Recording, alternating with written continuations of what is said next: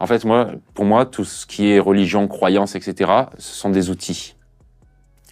Les gens en font souvent une fin en soi. C'est-à-dire quelqu'un qui est catholique, pour lui, il est catholique, point.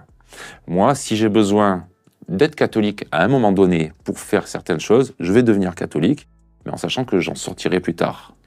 C'est ce qu'on appelle dans la magie du chaos les sauts de paradigme. C'est-à-dire qu'un paradigme, c'est un fonctionnement, un paradigme, et selon ce que l'on a à faire, on va adopter tel ou tel paradigme. On va passer de l'un à l'autre. Tu peux changer de religion en une journée? Complètement. Ouais, Pour faire quoi, par exemple? Par exemple, la dernière fois que j'ai été chrétien, c'est une phrase qu'on n'entend pas toujours.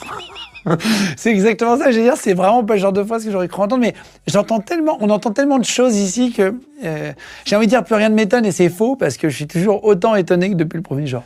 Alors, en fait, la dernière fois que j'ai été chrétien, j'avais un petit souci d'ordre médical, on va dire, qui traînait depuis quand même 3-4 ans. J'y faisais pas trop attention.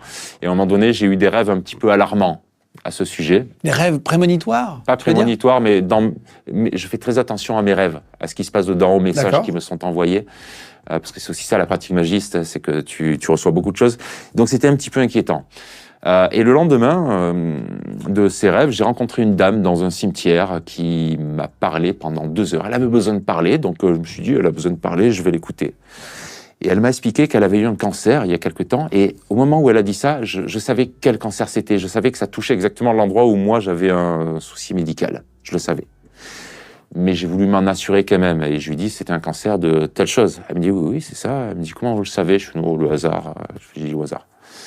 Et elle m'a expliqué que pour s'en sortir, elle avait été opérée, etc., mais qu'elle s'était remise complètement dans les bras du Christ. Et elle m'a dit, il y a une prière que je récitais tous les jours, et elle m'a donné sa prière. Je l'ai notée. Et après, je me suis dit, c'est pas pour rien que j'ai rencontré là cette dame le lendemain. Tu crois pas au hasard? Non, pas du tout. Je me suis dit, c'est pas pour rien. Donc, je vais faire ce qu'elle m'a dit. Je vais faire ce qui m'a été donné. Donc, le jour même, instantanément, je suis devenu chrétien. J'ai sorti mon crucifix que j'ai mis au-dessus du lit. Je faisais des prières plusieurs fois par jour. Et le même jour, d'ailleurs, suite au rêve, le lendemain matin, j'avais pris rendez-vous quand même chez un spécialiste médical, justement, pour aller voir tout ça. J'avais rendez-vous une dizaine de jours plus tard. Parce que j'y suis allé, j'avais plus rien. Et comment tu savais que tu avais quelque chose avant? Parce que physiquement, je voyais qu'il se passait quelque chose. Je peux pas entrer dans les détails, mais je savais.